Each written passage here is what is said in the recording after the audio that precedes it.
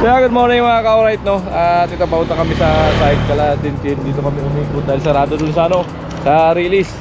Dala ko kasi tricycle. Kaso ito, sinabugan kami ng gulong. Ayan, oh. Ayan. Wala, running flat na to. Kaya running flat ko na. Tapos mamaya papalitan ko na lang ng isang set. Nagkatato lang kami.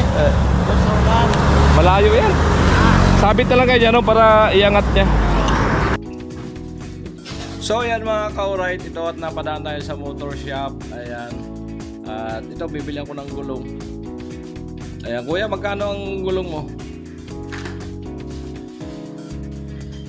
So ayan, tanong natin si kuya kung magkano ang gulong. So ayan, 980.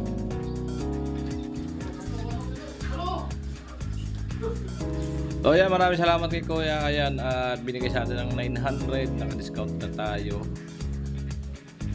Ayan. Saka kuya, saka isang interior. Magkano ang interior kuya? 110. Ayan. Sabi ni kuya, pilin man daw yung tubeless. Ako hindi pwede kasi rim, naka-rim, naka-rim seat ako ng. So ayan.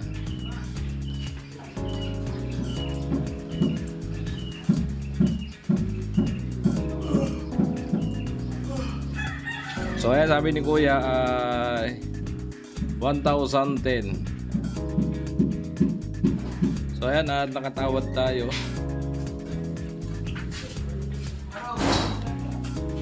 Ayan, nakatawad tayo ng na 10 pa. So naging 1,000 na lang. Ayan. Ayan, salamat kay kuya. Napakabait. Ayan, dito lang po yan sa motor shop niya. PTT Motor Shop dito sa San Miguel, Batu Highway. Ayan, pasyal po kayo dito. Ayan, at ipakita ko yung nila, yung signage. Ayan po, PT Stop Motor Shop. Ayan. Napakaraming nilang FI. Nila. Kaya nilang gawin ng mga FI motor. So ayan, dito lang po, pasyal po kayo. So ayan, muli maraming salamat kay kuya na. So ayan, dito tayo sa vulcanizing. Ayan, kuya, pakapit. Ayan, isang seat. Alright. Ayan po yung tama, napakalaki, sabog, literal talagang sabog, sabog na sabog talaga. Ayan, laki ng wasak. So ayan, papalitan natin kay kuya. Ayan, diyan ka ni kuya. Wala kasing double stand yung aking motor. Alright. So ayan, patuloy si kuya. Ay, naangat lang at may bubaklasin na niya yan. Alright. So ayan, napakatibay niyang gulong na yan. Ay, susunod ito namang pangunahan. Ayan, kalbo na rin. Madali na rin masira. So ayan mga ka-alright.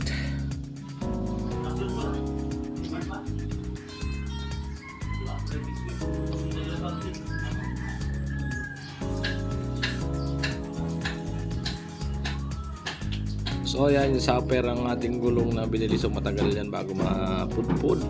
At yung pinagpalitan ko ay galing pang Bulacan yun. Tumagal din ng panahon. Bulldog yun. So ayan. Alright. Ayan si kuya, tuloy sa pagbaklas. Alright.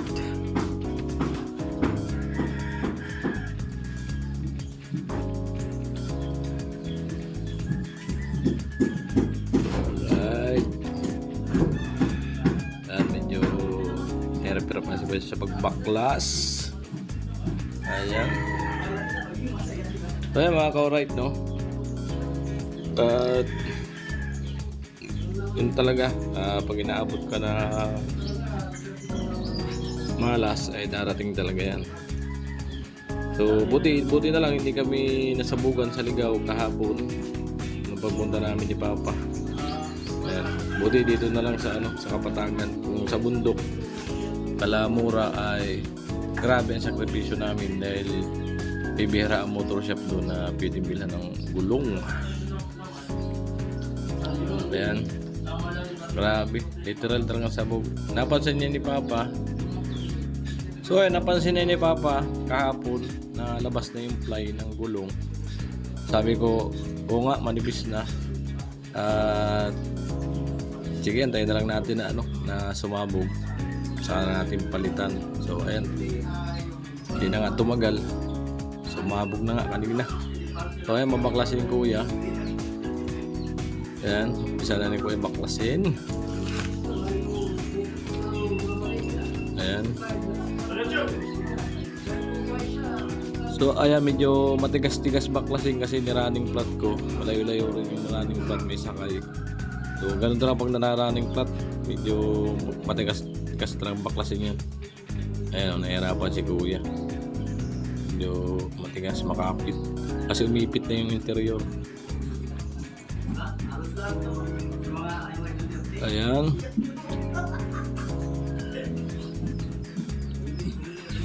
Ayan, continuous lang si kuya.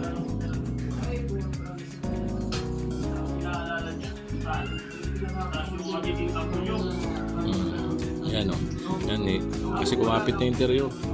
Umipit na yan. Kaya mahirap tanggalin. Ayan, alright. Ayan. Tanggal.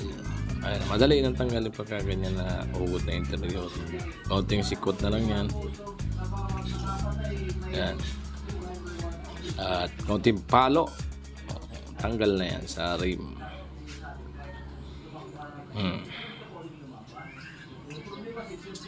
Ayan. Sungkit-sungkit. Yan, kahit kamay na yan. Malambot na yan. Alright. So ayan, at lalangisan ni kuya yung labi ng bagong gulong kasi mayroon salpak yan. So itong gulong ay dadalhin namin dahil gagawin namin na padapuan ng manok. Malagang manok. Kami ni Papa ay gawin namin padapuan. Ayan. Alright. Ayan, lagyan ng langis sa salpak na ni kuya.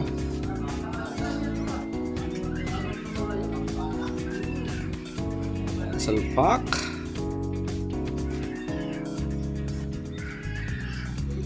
Kuya, napakatahimik. Seryoso sa buhay. Napakaseryoso ni kuya sa buhay. Ayan ang interior. Bago rin. Para isang set.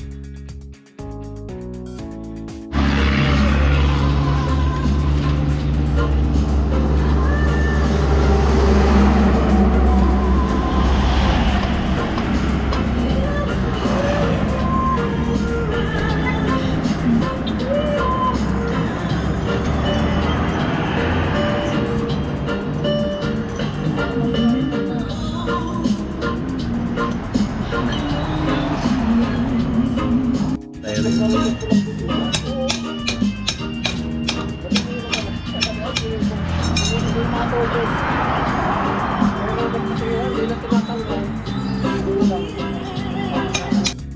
ayan, malapit na matapos si Kuya.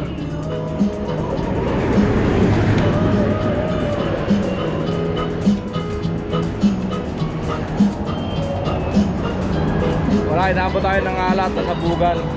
Ay kalbong-kalbo na rin kasi yung gulong. Matagal na kasi yung galing pang Bulacan.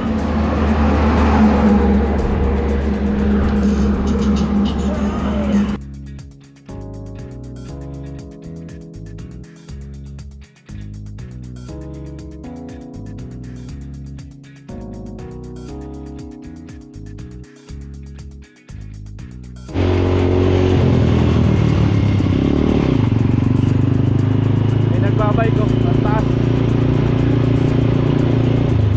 Ang taas na nagbabike.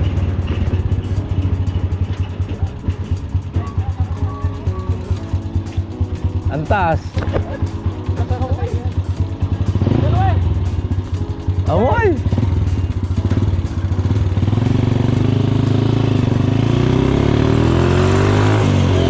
Ha?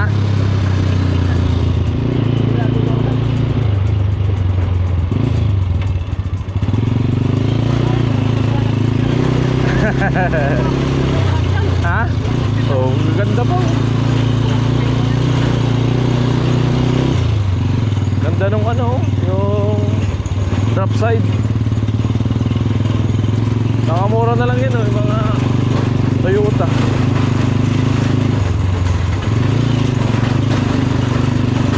Mga 10 drop side, panghanap buhay.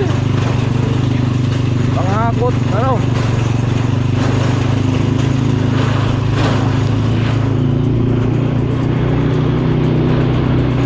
Ganda ng drop side, ano, pang ano ng power, ano, kargahan ng mga gamit, ano.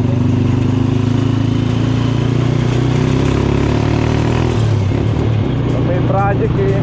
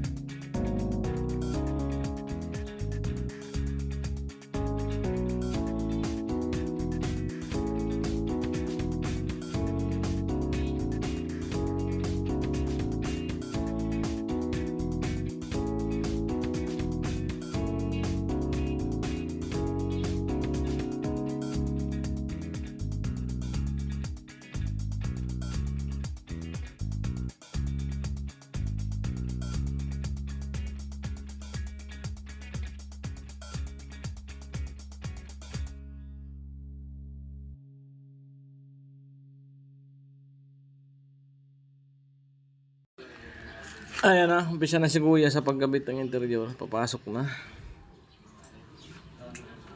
Ayan. Ganda. Pang matagalan na to mga ka-alright. Pang matagalan na, butas ang bulos ha. 1,000. Interior sa kagulong. Plus yung pakabit pa kay Kuya. Ayan. Hindi ko alam kung magkano yung gawa ni Kuya rito. Pagkabit. Maya malaman natin yan. So ayan si Kuya Arnel. Ayan, dati yung tumira yan dito. So ang daming kakilala.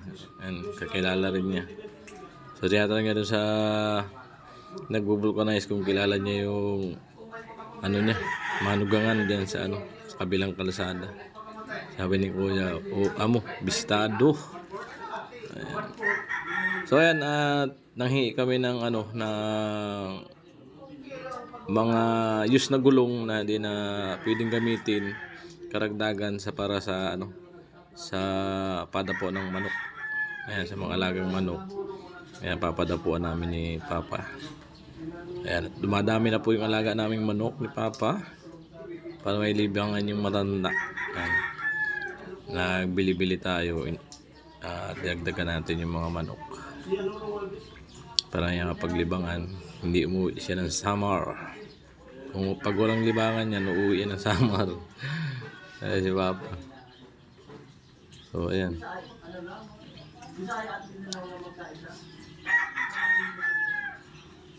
Alright, yan. Tapos na. So ayan, ito dito hangin na ni Kuya.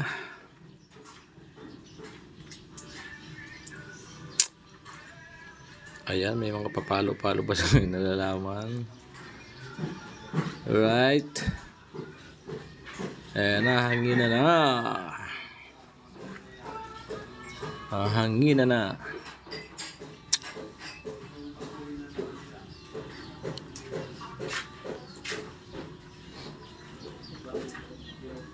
Ayan, tinuro ni Kuya kung saan yung pwedeng kunin ng mga gulong. Alright.